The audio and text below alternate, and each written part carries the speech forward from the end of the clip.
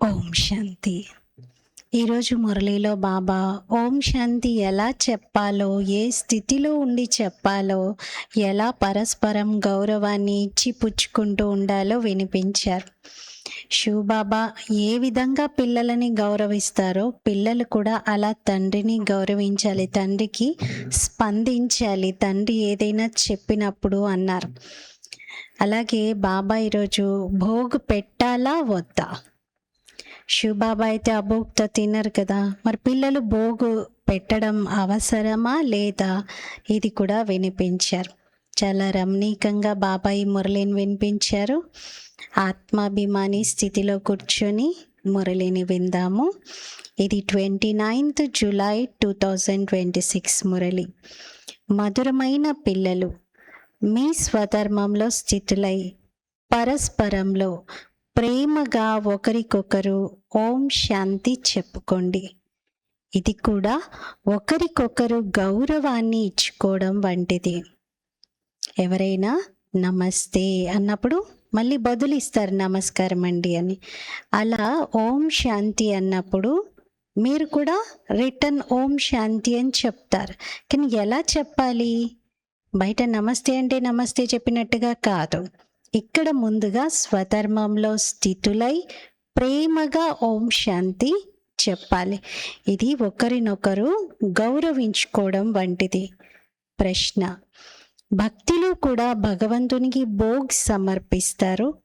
ఇక్కడ పిల్లలైన మీరు కూడా భోగ్ పెడతారు. ఈ ఆచారం ఎందుకు ఉంది? జవాబు: ఎందుకంటే భోగ్ సమర్పించడం కూడా వారి పట్ల గౌరవాన్ని ఉంచడం వంటిదే. శివబాబా నిరాకారుడని, అభోక్త అని మీకు తెలుసు. వారు తినరు, కానీ భావన అయితే వారికి చేరుతుంది కదా. వారు సర్వుల సద్గతి దాత, పతిత పావనుడైన తండ్రి. కావున తప్పకుండా వారికి భోగ్ను కూడా సమర్పించాలి. భోగ్ ఖచ్చితంగా పెట్టాలి. ఎందుకంటే ఎవరి బండారా నుండి మనం తింటామో, ఎవరి ద్వారా మనకి పాలన జరుగుతుందో వారికి మనం సమర్పించకుండా తినడము అది అగౌరవపరచడమే. అందుకే బాబా అయితే అట్లీస్ట్ వాసనైనా తీసుకుంటారు కదా, తినకపోయినా. అందుకే మనం తప్పనిసరిగా బాబాకు సమర్పించి తినాలి. బాబా అన్నారు, ఏ ఇంట్లో అయితే రోజు నాకు భోగ్ పెడతారో అక్కడ వారికి తినడానికి ఏ లోటు ఉండదు. ఎప్పుడు ప్రపంచమంతటా కరువు వచ్చినా వాళ్ళకి మాత్రం తినడానికి లోటు ఉండదు. ఎందుకంటే రోజు భగవంతుడికి పెడుతున్నారు కాబట్టి. అందుకే భోగ్ యొక్క ఈ మహత్వాన్ని తెలుసుకొని ప్రతిరోజు బాబాకి భోగ్ పెట్టడం అవసరం. ఇది భక్తిలో కూడా ఆచారం ఉంది. నైవేద్యంగా అందరూ ఇంట్లో కూడా పాలు పంచదార అయినా, ఒక పండో లేదా కాయో ఏదో ఒకటైనా తప్పనిసరిగా పెడతారు భగవంతుడికి నైవేద్యంగా. మరి ఇక్కడ జ్ఞాన మార్గంలో మనము సిస్టమేటిక్గా మనం తినే ఆహారాన్ని, శుద్ధమైన సాత్వికమైన భోజనాన్ని బాబాకి ఎలా సమర్పించాలో మనం తెలుసుకున్నాము. రోజు మనం భోగ్ ఆ విధంగా పెట్టాలి. కాబట్టి మనం భోగు తప్పనిసరిగా పెట్టాలి. పాట: మా తీర్థము అతీతమైనది. ఓం శాంతి. పిల్లల మనసులో కూడా ఓం శాంతి అన్న మాట వచ్చింది. బాబా ఓం శాంతి అనగానే బయటికి అనకపోయినా అందరూ ఓం శాంతి అని మనసులో అనుకున్నారు కదా. ఎలాగైతే ఎవరికైనా నమస్తే చెప్పినప్పుడు వారు కూడా రిటర్న్లో నమస్తే చెప్తారు. ఇక్కడ బాబా ఓం శాంతి అని అన్నారు కాబట్టి వీరి ఆత్మ సహితంగా, అంటే బ్రహ్మ బాబా ఆత్మ సహితంగా పిల్లలందరి మనసులో నుండి ఓం శాంతి అని వచ్చేస్తుంది. అంటే నేను ఆత్మను, శాంత స్వరూపాన్ని అని రెస్పాన్స్ ఇవ్వాలి కదా. ఇది రెస్పాన్స్ కదా, అంటే బదులు ఇవ్వడం కదా. ఇతరులెవరూ ఇలా అర్థసహితంగా చెప్పలేరు. జ్ఞాన సూర్యుడైన తండ్రి కూడా ఓం శాంతి అని చెప్తారు. జ్ఞానచంద్రుడు కూడా ఓం శాంతి అని చెప్తారు. జ్ఞాన సితారాలైన మనం ఆత్మలం కూడా ఓం శాంతి అని చెప్తాం. జ్ఞాన సూర్యుడేమో శివబాబా, జ్ఞానచంద్రుడేమో బ్రహ్మ ఆత్మ, మిగతా నక్షత్రాలు మనందరం. సితారలు అని అన్నప్పుడు అందులో అందరూ వచ్చేస్తారు. మేం శాంత స్వరూపులము మరియు శాంతిధామ నివాసులము అని పిల్లలైన మీకు ఇప్పుడు మీ స్వధర్మం గురించి తెలిసింది. ఈ విషయంలో మీకు నిశ్చయం కూడా ఏర్పడింది. ఆత్మ గురించి మీకు మంచి రీతిగా తెలుసు. తప్పకుండా మహానాత్మ పాపాత్మ అని అంటూ ఉంటారు కూడా. ఆత్మే ఒక శరీరాన్ని వదిలి మరొకటి తీసుకుంటుంది. కానీ ఆత్మ యొక్క ఈ యథార్థ పరిచయం ఎవరికీ తెలియదు. తెలిసిన విషయాలు కూడా తప్పుగా అర్థం చేసుకున్నారు. ఆత్మజ్ఞానం భగవద్గీతలో ఉంది.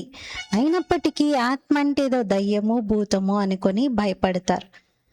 కోర్స్కి రాగానే ఫస్ట్ లెసన్లో ఆత్మ గురించి చెప్తుంటే కొందరు భయపడతారు. ఏంటండి ఫస్టే ఆత్మ ఆత్మ అని చెప్తున్నారు, భయమేస్తుందండి అని అన్నవాళ్ళు కూడా ఉన్నారు. అంటే ఏ మాత్రం ఆత్మజ్ఞానం లేదు. ఆత్మైన మనము చాలా చిన్నగా ఉంటాం. 84 జన్మల పాత్రను అభినయిస్తాం. ఇంతకుముందు ఈ విషయాలు మీకు తెలియవు, ఇతరులకు కూడా తెలియవు. ఇప్పుడు పిల్లలైన మీరు సన్ముఖంగా కూర్చున్నారు.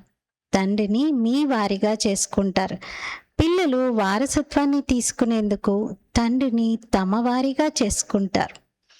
ఆత్మలైన మన అనంతమైన తండ్రి ఈ బ్రహ్మతనువులోకి వచ్చి ఉన్నారని, బ్రహ్మతనువులోకి వచ్చి ఆది సనాతన దేవీ దేవతా ధర్మం యొక్క స్థాపన చేస్తున్నారని పిల్లలకి తెలుసు. ఇప్పుడు ఎవరికైనా వారసత్వం ఎప్పుడు ఇస్తారు? వాళ్ళని తన వారిగా చేసుకున్నప్పుడే. ఇప్పుడు ఎంతోమంది పిల్లలు ఉంటారు, తనకంటూ సొంత పిల్లలు లేరనుకోండి, అప్పుడు తన బంధుమిత్రుల పిల్లలు ఎంతోమంది ఉంటారు, వాళ్ళందరికి ఇచ్చేస్తారా? ఇవ్వరు. అందులో ఎవరినైతే వీరు దత్తత తీసుకొని తన వారు, ఈ పిల్లలు నా వారు అని స్వీకరిస్తారో వాళ్ళకిస్తారు. అంతే తప్ప ఎవరికి పడితే వారికి ఇవ్వరు. అలాగే బాబా ఏమంటున్నారంటే, పిల్లలు మీరు కూడా తండ్రిని మీ వాడిగా చేసుకున్నారు. తండ్రి పిల్లలైన మిమ్మల్ని తన వారిగా చేసుకొని బ్రహ్మ ద్వారా వారసత్వాన్ని ఇస్తున్నారు. కల్ప క్రితం కూడా ఆది సనాతన దేవీ దేవతా ధర్మం అనగా సూర్యవంశీ రాజధాని స్థాపన జరిగింది. ఈ స్థాపన కార్యాన్ని కల్పకల్పం బాబాయే చేస్తారు. వారిని భగవంతుడు అని అంటారు. దుఃఖం హరించండి, సుఖం ఇవ్వండి అని తండ్రైన భగవంతుని అందరూ అడుగుతారు. సుఖం లభించినప్పుడు ఇక అడగాల్సిన అవసరం ఏమీ ఉండదు. ఇక్కడ అడుగుతారు, ఎందుకంటే ఇక్కడ చాలా దుఃఖం ఉంది, అక్కడ చాలా సుఖం ఉంటుంది. అయినా తండ్రి నుండి అంతా తీసుకొనే వెళ్తారు అక్కడికి. ఇక మళ్ళీ అడగడానికి ఏమీ ఉండదు. తండ్రి తనదంతా ఇచ్చి వెళ్తారు. అందుకే సత్యయుగంలో ఎవరూ తండ్రిని స్మృతి చేయరు. తండ్రి అర్థం చేయిస్తున్నారు, పిల్లలను నేను సుఖధామానికి యజమానులుగా చేస్తాను. ఈ బాబా నుండి మనం మళ్ళీ సుఖధామం యొక్క వారసత్వాన్ని తీసుకుంటున్నామని పిల్లలైన మీకు తెలుసు. అనంతమైన తండ్రి నుండి అనంతమైన సుఖంను తీసుకుంటారు. భక్తి మార్గం ఎలా నడుస్తుంది? మనుష్య సృష్టి రూపీ వృక్షం యొక్క ఉత్పత్తి, పాలన, వినాశనం ఎలా జరుగుతాయి? ఇవన్నీ డ్రామా యొక్క ఆది మధ్యాంతాలను బాబా మనకి అర్థం చేయిస్తూ ఉన్నారు. ఇది సాకారీ ప్రపంచం, అది నిరాకారీ ప్రపంచం. మనం మొత్తం అర్ధకల్పమంతా భక్తి చేశామని పిల్లలు అర్థం చేసుకుంటున్నారు. ఇప్పుడు ఇది కలియుగ అంతిమం. వారసత్వం సంగమయుగంలోనే లభిస్తుంది. ఈ విషయాలను పిల్లలు మంచి రీతిలో అర్థం చేసుకోవాలి. ఇప్పుడు మనము సంగమంలో ఉన్నాం. ఇది పిల్లలైన మీరు మాత్రమే అర్థం చేసుకుంటారు. ఎప్పటి వరకైతే పరిచయం లేదో, పరిచయం ఇవ్వరో, అప్పటి వరకు ఇతరులు ఎవరికి అర్థం కూడా కాదు. పాత ప్రపంచం మారి కొత్తదిగా అయినప్పుడు సంగమయుగం తప్పకుండా వస్తుంది. ఇదంతా పాత ప్రపంచం. దీనిని ఇనుప యుగం అని అంటారు. మొట్టమొదట ప్రపంచం అంతటా ఒకే ధర్మం ఉంటుందని కూడా మీకు తెలుసు. కొత్త ప్రపంచంలో కేవలం భారత ఖండం మాత్రమే ఉంటుంది. ఇతర ఖండాలేవీ లేవు. కొద్దిమంది మనుషులే ఉంటారు. కొత్త ప్రపంచాన్ని స్వర్గం అని అంటారు. కొత్త ప్రపంచంలో కొత్త భారత్ ఉంటుంది. ఇప్పుడు పాత ప్రపంచం కాబట్టి పాత భారత్ ఉంది. కొత్త ప్రపంచం, కొత్త భారత్ ఉండాలని, కొత్త ఢిల్లీ కూడా ఉండాలని గాంధీ గారు చెప్పేవారు. ఇప్పుడు కొత్త భారత్, లేక కొత్త ఢిల్లీ అనేవైతే లేనే లేవు. పేరుంది న్యూ ఢిల్లీ అని, న్యూ ఇండియా అని అంటారు. ఎందుకంటే ఇండియా కూడా స్టార్టప్ బిజినెస్లు స్టార్ట్ చేస్తుంది, జీడిపి చాలా పెరిగింది, ఆర్థికంగా పుంజుకుంది, అన్ని దేశాలలో చాలా ముందు స్థానంలో ఉంటుంది. కాబట్టి న్యూ ఇండియా అని అంటున్నారు. కానీ ఇది అదే పాత భారతదేశం, ఇది అదే పాత ఢిల్లీ ఉంది ఇక్కడ అంటున్నారు. కొత్త భారత్లోనైతే లక్ష్మీనారాయణల రాజ్యం ఉంటుంది. ఇప్పుడు అదే భారత్లో రావణుడి రాజ్యం ఉంది. కొత్త ప్రపంచం, కొత్త ఢిల్లీ ఉండేవని, ఫలానా సమయం నుండి ఫలానా సమయం వరకు ఈ లక్ష్మీనారాయణల రాజ్యం ఉండేదని మీరు రాయాలి. కొత్త ప్రపంచాన్ని తయారు చేసేవారే ఈ విషయాలను అర్థం చేయిస్తున్నారని కూడా చెప్పాలి. అంటే ఎవరు చెప్పారు మీకు ఇది, ఎక్కడ రాసుంది అని అంటారు కొందరు. ఇప్పుడు చెప్పాలి, ఎవరైతే కొత్త ప్రపంచాన్ని రచిస్తున్నారో, స్థాపన చేస్తున్నారో ఆ పరమాత్ముడే ఇవి అర్థం చేయించారు అని. బ్రహ్మ ద్వారా కొత్త ప్రపంచమైన స్వర్గాన్ని స్థాపన చేస్తున్నారు. ఆ స్వర్గ వారసత్వాన్ని తీసుకునేందుకు మీరు వస్తారు. తండ్రి మీకు యుక్తులను తెలియజేస్తారు మరియు పురుషార్థం చేయిస్తారు. సన్ముఖంగా కలుసుకునేందుకు కూడా వస్తారు మరియు అక్కడ కూర్చొని కూడా చదువుకుంటారు. సన్ముఖంగా కలవాలని మనసు కలుగుతుంది. ఎవరికైనా బాబాను డైరెక్ట్గా వెళ్ళి సన్ముఖంగా కలుసుకోవాలని ఉంటుంది కదా. అక్కడ మనుషులను సన్ముఖంగా కలుస్తారు. ఇక్కడ మేము శివబాబాను కలుసుకునేందుకు వెళ్తున్నామని అంటారు. ఎవరికైతే శరీరమే లేదో, విచిత్రుడిగా ఉన్నారో, నిరాకారుడిగా ఉన్నారో వారిని మేము అవ్యక్త రూపంలో కలుసుకోవడానికి వెళ్తున్నాము అని అంటారు. మరి ఆత్మలైన మనం కూడా నిరాకారియే. మనం కూడా ఇక్కడకు పాత్ర వహించేందుకు వచ్చాం. ఎవరెవరి పేర్లైతే ఉన్నాయో వారు తప్పకుండా పాత్రదారులు కూడా. భగవంతుడి పేరు కూడా ఉంది అందులో. యాక్టర్స్ లిస్టులో భగవంతుడి పేరు కూడా ఉంది. ఆయన కూడా తన పాత్ర నుండి తప్పించుకోవడానికి వీల్లేదు. నిరాకార శివుడిని భగవంతుడు అని అంటారు. వేరే ఎవరిని కూడా భగవంతుడని అనరు. దేవతలు అని అంటారు, దేవీలు అంటారు. కానీ భగవంతుడు అనే టైటిల్ మాత్రం నిరాకారుడైన శివుడికే వర్తిస్తుంది. వారికి పూజ జరుగుతుంది. ఆత్మలకు కూడా పూజ జరుగుతుంది. రుద్రయజ్ఞాన్ని రచిస్తారు కదా, వారు మట్టితో శాలిగ్రామాలను తయారు చేస్తారు. రాతితోనైనా లేక మట్టితోనైనా తయారు చేయవచ్చు. మట్టితో చేసే వాటిని పగలగొట్టడం మరియు మళ్ళీ తయారు చేయడం సులువుగా ఉంటుంది. రాతితో తయారు చేస్తే పగలగొడితే మళ్ళీ రాతితో తయారు చేయడం ఎంత కష్టం. అందుకే ఎక్కువగా మట్టితో తయారు చేస్తూ ఉంటారు. ప్రపంచంలోని వారికి ఈ విషయాల గురించి తెలియదు. రుద్రయజ్ఞంలో ఎంతమంది ఆత్మలకు పూజ చేయవచ్చు. పిల్లలైతే అనేక మంది ఉన్నారు. శివుడితో పాటుగా శాలిగ్రామ రూపంలో ఆత్మలైన మనకు కూడా పూజ జరుగుతుంది. భక్తులందరూ భగవంతుని పిల్లలు, తండ్రిని స్మృతి చేస్తారు. శివబాబా భారత్లోనే వస్తారని బాబా అర్థం చేయించారు. కొద్దిమంది పిల్లలైన మీరు మాత్రమే భగవంతునికి సహాయకులుగా, ఈశ్వరీయ సేవాదారులుగా అవుతారు. కొద్దిమంది పిల్లలైన మీరు మాత్రమే భగవంతునికి సహాయకులుగా అవుతారు. 900 కోట్ల మంది వరకు ఉన్నారు. ఇందులో ఎంత తక్కువ మంది ఇప్పుడు భగవంతుని కార్యంలో సహాయకులుగా ఉన్నవారు ఉన్నారు? చాలా తక్కువ మంది కదా. లక్షల్లో ఉన్నారు అంటే చాలా తక్కువే. కనీసం 1 కోటి కూడా లేరు. కేవలం కొన్ని లక్షల మంది మాత్రమే భగవంతుని కార్యంలో సహాయకులుగా అయ్యారు, ఈశ్వరీయ సేవాదారులుగా అవుతారు. భక్తులు వారికి మాత్రమే శాలిగ్రామాలను తయారు చేసి పూజిస్తారు.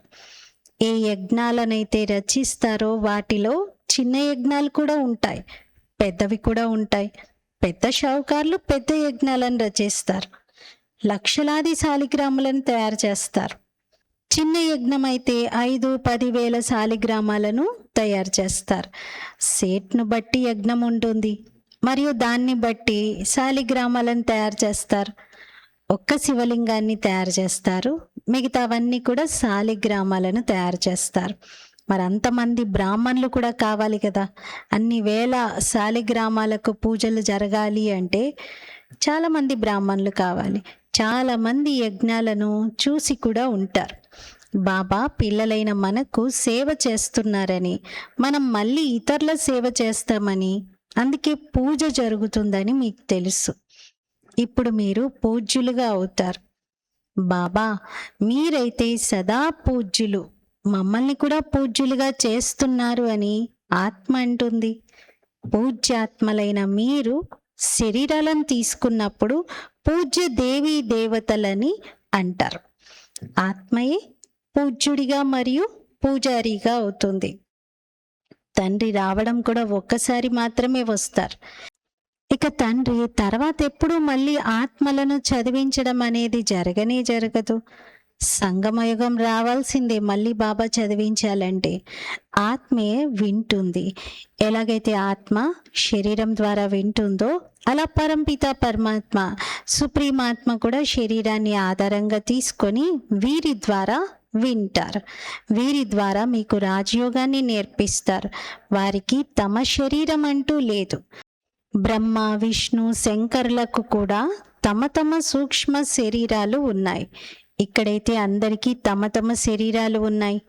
ఇది ఉన్నదే సాకారీ ప్రపంచం. శివబాబా నిరాకారుడు. వారు జ్ఞాన సాగరుడు, సుఖ సాగరుడు, ప్రేమ సాగరుడు కూడా. వారు వచ్చి అందరినీ పతితం నుండి పావనంగా తయారు చేస్తారు. ఇందులో ప్రేరణ యొక్క విషయమేమీ లేదు. నేను ఒకవేళ ప్రేరణతో పావనంగా తయారు చేయాల్సి వస్తే ఇక్కడికి వచ్చి రథాన్ని తీసుకునే అవసరం ఏముంటుంది? బాబాకు బ్రహ్మ శరీరం కూడా ఒక ఇరుకు గదిలో ఉన్నట్టుగా అనిపిస్తుందంట శివబాబాకి. మరి అంత ఇబ్బంది బాబాకి ఎందుకు? డైరెక్ట్ ప్రేరణతోని అన్నీ చేయగలిగితే పరంధామం నుండే బాబా ప్రేరణ కలిగించేవారు కదా. బ్రహ్మ శరీరంలో రావడం ఎందుకు? ఇంతగా పిల్లలకు చదివించి యజ్ఞాన్ని రచించి ఇవన్నీ చేయడం ఎందుకు? ఎందుకంటే ప్రేరణతో ఎవరికి జ్ఞానం అర్థం కాదు. ప్రేరణతో ఏది జరగదు. డైరెక్ట్ భగవంతుడు చదివించడానికి రావాల్సిందే. ఒక శరీరాన్ని ఆధారంగా తీసుకోవాల్సిందే. శివాలయాల్లో ఎదురుగా నందిని ఉంచుతారు. మనుషుల బుద్ధి పూర్తిగా రాతి బుద్ధి వలె ఉన్న కారణంగా ఏమీ అర్థం చేసుకోరు. శివుని ఎదురుగా నందిని ఎందుకు ఉంచారు? గోశాల అనే పేరు వినేసరికి నందిని పెట్టేశారు. ఇప్పుడు ఎద్దుపై ఎవరు స్వారీ చేస్తారు? శ్రీకృష్ణుని ఆత్మ అయితే సత్యయుగంలో ఉంటుంది. వారికి జంతువుపై కూర్చునే అవసరం ఏముంది? ఏమీ అర్థం చేసుకోరు. ద్రౌపది కూడా ఒక్కరు మాత్రమే కాదు, ఆ తండ్రిని పిలిచేవారు ఎంతో మంది ఉన్నారు. శ్రీకృష్ణుడు చీరలు ఇస్తూ ఉన్నట్లుగా వారు ఒక నాటకాన్ని తయారు చేశారు. దాని అర్థమేమీ వారికి తెలియదు. మీరు 21 జన్మల వరకు వివస్త్రగా అవ్వరని ఇప్పుడు పిల్లలైన మీరు అర్థం చేసుకున్నారు. ఎక్కడి విషయాన్ని ఎక్కడికి తీసుకొని వెళ్ళారు? భక్తి మార్గంలో అనేక కథలు ఉన్నాయి. ఈ కథలు మొదలైనవన్నీ అనాదిగా ఉన్నాయని అంటారు. పునర్జన్మలు తీసుకుంటూ కథలు వింటూ వచ్చారు. అనాది అన్నా కూడా ఎప్పటి నుండి ప్రారంభమైంది అనేది ఏమీ తెలియదు. రావణ రాజ్యం ఎప్పటి నుండి ప్రారంభమవుతుందనేది కూడా తెలియదు. దాని గురించిన వర్ణన ఏమీ లేదు. మీరెంత సేవ చేస్తారు? ఆ సూర్యచంద్ర నక్షత్రాలు మొదలైనవి ఎలాగో ఉండనే ఉన్నాయి. అవి సత్యయుగంలో కూడా ఉంటాయి, ఇప్పుడు కూడా ఉన్నాయి. వాటిలో మార్పులు చేర్పులు అనేవి ఉండవు. ఇప్పుడు మీరు భారత్ని మళ్ళీ అంధకారం నుండి బయటకు తీసి ప్రకాశంలోకి తీసుకొచ్చేందుకు నిమిత్తులయ్యారు. భక్తి మార్గాన్ని అంధకారం అని అంటారు. మీరు ధరిత్రి సితారలు అని మీకు మహిమ ఉంది. నక్షత్రాలు ఉంటే సూర్యచంద్రులు కూడా ఉంటాయి కదా. ఇది మీ ఆత్మిక తీర్థస్థానం. మీరు ఎలాంటి యాత్రలో వెళ్తున్నారంటే అక్కడి నుండి మళ్ళీ ఈ మృత్యులోకంలోకి రారు. ఇప్పుడు ఇది మృత్యులోకం. మళ్ళీ ఇక్కడే అమరలోకం ఏర్పడుతుంది. ద్వాపర యుగం నుండి మృత్యులోకం ప్రారంభమవుతుంది. ఇప్పుడు మీరు అమరలోకానికి వెళ్ళేందుకు సత్యాతి సత్యమైన అమర కథను వింటున్నారు. ఆత్మలైన మన యాత్ర అతీతమైనదని మీరు అర్థం చేసుకున్నారు. మీరిక్కడ కూర్చొని యాత్ర చేసే పురుషార్థం చేస్తున్నారు. కూర్చొని యాత్ర చేసే పురుషార్థం చేస్తున్నారు స్మృతిలో. ఇది స్మృతి యాత్ర కదా. స్మృతితోనే మీ వికర్మలు వినాశనం అవుతాయి. వారు యాత్రలకు వెళ్తారు కానీ వికర్మలు ఏమీ వినాశనం అవ్వవు. మనుషులకు మద్యం సేవించే అలవాటు ఎంత ఉంటుందంటే దానిని యాత్రలకు వెళ్ళేటప్పుడు కూడా దాచిపెట్టి తప్పకుండా తీసుకొని వెళ్తారు. ఈ రోజుల్లో యాత్రల్లో చాలామంది అశుద్ధమైన వారు కూడా ఉంటారు. వాస్తవానికి అందరూ పతితులే కదా. ఎలాగైతే ఆ పూజారి బ్రాహ్మణులు పతితంగా ఉన్నారో అలానే యాత్రికులు కూడా పతితంగానే ఉన్నారు. ఆ పండాలు యాత్రలు చేయిస్తారు కానీ పావనంగా ఉండరు కదా. మీరైతే పవిత్రంగా ఉంటారు. సత్యమైన బ్రాహ్మణులు మీరు. మీ ఆత్మ పవిత్రంగా ఉంటుంది. స్మృతి యాత్రతోనే మీరు పవిత్రంగా అవుతారు. సతో ప్రధానంగా అవ్వాలి. మధురమైన పిల్లలు అని బాబా పదే పదే వ్రాస్తూ ఉంటారు. నన్ను స్మృతి చేసినట్లయితే మీరు తమో ప్రధానం నుండి సతో ప్రధానంగా అయి సతో ప్రధాన ప్రపంచానికి యజమానులుగా అవుతారని శివబాబా ఆత్మల కోసం రాశారు. ముఖ్యమైన డైరెక్షన్ కేవలం ఒక్కటే. ఇది ఎంత సహజమైనది. Simple direction. భగవంతుడు ఇచ్చేటువంటి ఆదేశం ఒక్కటే. స్వయాన్ని ఆత్మగా భావిస్తూ తండ్రినైనా నా స్మృతిలో ఉండండి. స్మృతితోనే వికర్మలు వినాశనం అవుతాయి. స్మృతి చేయకపోతే వికర్మలు వినాశనం అవ్వవు, ఇక శిక్షలు అనుభవిస్తారు. బాబా అంటారు, మీరు ఎక్కడికి వెళ్ళినా సరే సంపాదన అయితే చేసుకోవచ్చు. లేగవండి, కూర్చోండి, తినండి, త్రాగండి, తిరగండి, అన్ని పనులు చేయండి, కానీ బాబా స్మృతిలో. ఇది మీ సంపాదన. పిల్లలకైతే ఇది ఇంకా సహజం. ఇందులో వారికి అటెన్షన్ మొదలైన వాటి విషయం ఏమీ లేదు. శ్రీనాథుని మందిరంలో శ్రీనాథుని స్మృతిలో కూర్చుంటారు, భోగ్ పెడతారు. వాస్తవానికి అది రాతిమూర్తియే కదా. భోగ్ కూడా ఎవరికి పెట్టాలి? భోగ్కు అధికారి అయితే ఒక్క శివబాబా మాత్రమే. చూడండి, మనం భోగ్ పెట్టాలా, బాబా తినరు అని కొందరు ఆలోచిస్తూ ఉంటారు. భోగ్కు అధికారి అయితే ఒక్క శివబాబా మాత్రమే. సర్వుల సద్గతి దాత పతిత పావనుడు వారే. తండ్రి అంటారు, నేను స్వీకరించను. మీరు నాకు అభిషేకం కూడా నీళ్లు కలిపిన పాలతో చేస్తారు. బాబా అవి కూడా చూస్తారు. కల్తీ పాలతో చేస్తున్నారు, నీళ్లు కలిపి చేస్తున్నారు, ఇవి కూడా గమనిస్తారు. నాకు ఈ భోగ్ పెడతారు. ఎందుకని? నేనైతే నిరాకారుణ్ణి, అభోక్తను. నాకేం పూజ చేస్తారు? నా ఎదురుగా భోగ్ను ఉంచుతారు, కానీ భక్తులే భోగ్ పెడతారు. తర్వాత వారే పంచుకొని తింటారు. శివబాబాకైతే భోగ్ తప్పకుండా పెట్టాలని మీకు తెలుసు. తర్వాత దానిని పంచుకొని మీరు తింటారు. మనమే బాబా భోగ్ అని అందరము స్వీకరిస్తాం. బాబా తినరు, కానీ మనం పెడతాం. ఎందుకు? ఇది కూడా వారిని గౌరవించడము. ఇది వారి పట్ల గౌరవాన్ని ఉంచడం వంటిది. మనం శివబాబాకు భోగ్ సమర్పిస్తాం. ఇది శివబాబా బండారా కదా.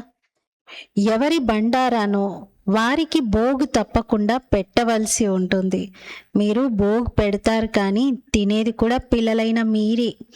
ఈ బ్రహ్మ తింటారు, నేను తినను, కానీ భావన అయితే చేరుతుంది కదా. చాలా మంచి భోగ్ తయారు చేశారు అని అనేందుకు బ్రహ్మకు కర్మేంద్రియాలైతే ఉన్నాయి కదా. ఈ బ్రహ్మ తినగలరు. ఈ శరీరం అయితే వీరిదే కదా. నేను కేవలం వీరిలోకి వచ్చి ప్రవేశిస్తాను. పిల్లలైన మిమ్మల్ని పతితుల నుండి పావనంగా చేసేందుకు వీరి నోటిని మాత్రమే ఉపయోగిస్తాను. గోముఖము అని కూడా అంటారు కదా. తప్పకుండా గోవు కూడా ఉంది. వీరి ద్వారానే పిల్లలైన మిమ్మల్ని దత్తత తీసుకుంటానని మీకు తెలుసు. తల్లి తండ్రి రెండూ వీరే, కానీ మాతలను ఎవరు సంభాళించాలి? అందుకే డ్రామా ప్లాన్ అనుసారంగా సరస్వతిని నిమిత్తంగా పెట్టారు. మాత గురువుకు మహిమ కూడా ఉండాలి కదా. మొదటి నంబర్ గురువు వీరు ప్రసిద్ధి చెందారు. గురు బ్రహ్మ అని అనడం సరైనదే. తండ్రి ఎలా ఉంటారో పిల్లలు కూడా అలాగే ఉంటారు. బ్రాహ్మణులైన మీరు కూడా సత్యమైన గురువులుగా అవుతారు. అందరికీ స్వర్గం యొక్క సత్యమైన మార్గాన్ని తెలియజేస్తారు. మన్మనాభవ మధ్యాజీభవ అని ఆత్మయే నోటి ద్వారా మార్గాన్ని తెలియజేస్తుంది. తల్లి, తండ్రి, పిల్లలు అందరూ అదే మార్గాన్ని తెలియజేస్తారు.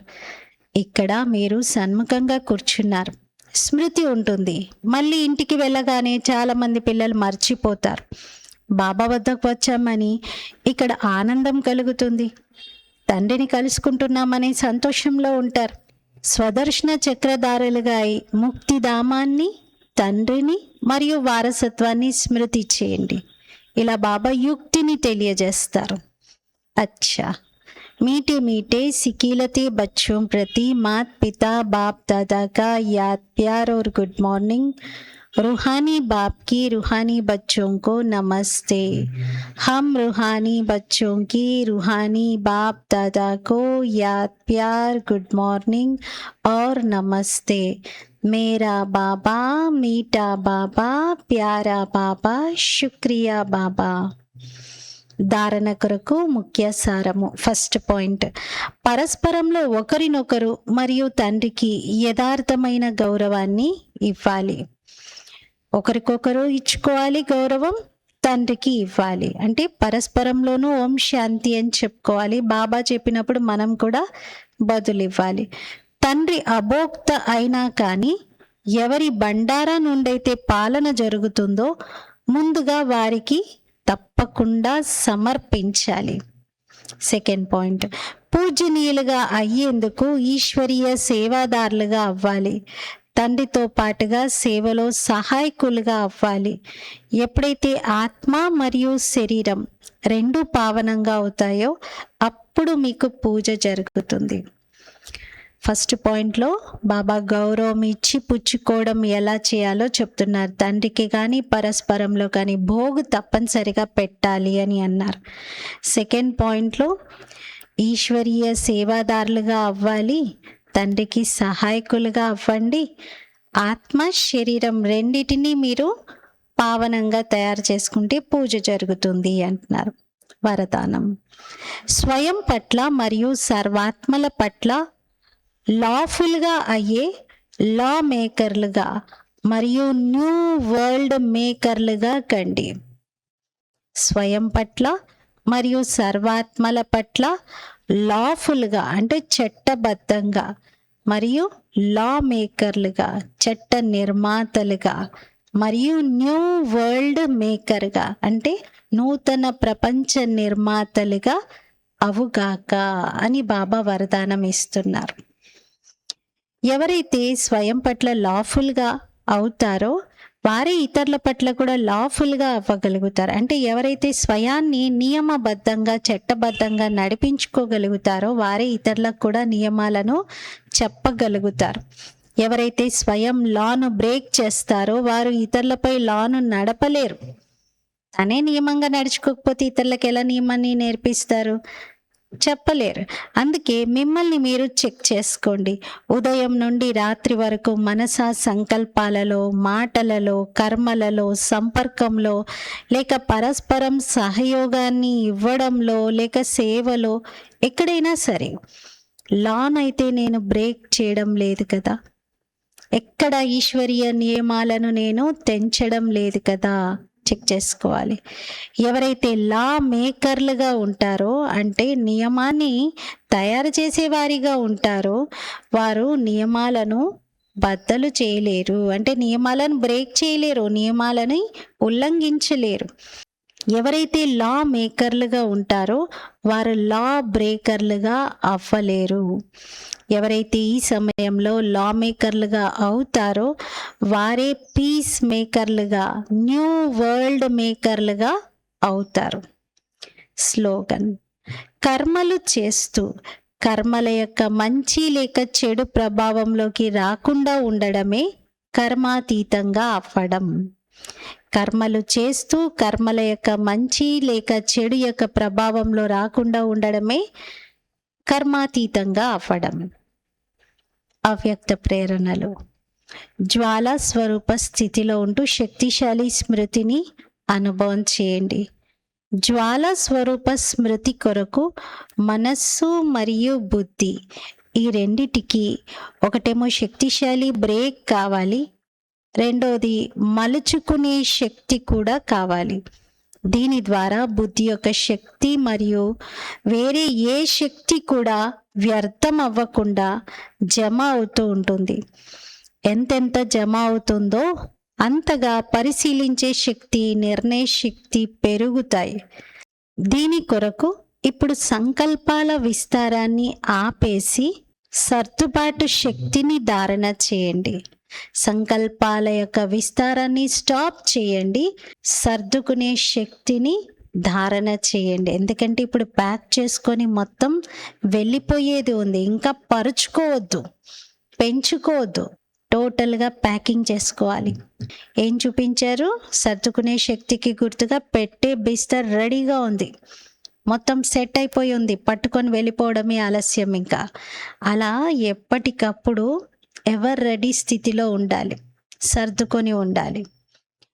ఈరోజు స్వమానము: నేను నూతన ప్రపంచ నిర్మాతను, నేనాత్మను, నూతన ప్రపంచ నిర్మాతను, నవయుగ నిర్మాతను. నవయుగము అంటే నూతన ప్రపంచంలో మనం లాని నిర్మించే వారిగా ఉంటాం. లా మేకర్గా ఉన్నాం. లాని మనం ఇక్కడ బ్రేక్ చేస్తే లా మేకర్గా కాలేం. ఇక్కడ మనం నియమపూర్వకంగా నడుచుకుంటూ అందరినీ నియమాల బాటలో నడిపించేవారిమి. అలాంటి స్థితిలో ఉంటేనే న్యూ వరల్డ్ మేకర్గా కాగలుగుతారు. ఇక్కడ లా మేకర్సే అక్కడ కొత్త ప్రపంచ నిర్మాతలుగా అవుతారు. అందుకే స్వయాన్ని ఉదయం మేల్కొన్న దగ్గర నుండి రాత్రి నిద్రించేంత వరకు ప్రతి నియమం పైన నేను అటెన్షన్ ఇస్తున్నానా, దేన్ని నేను బ్రేక్ చేయటం లేదు కదా అని చెక్ చేసుకుందాం. ఓం శాంతి.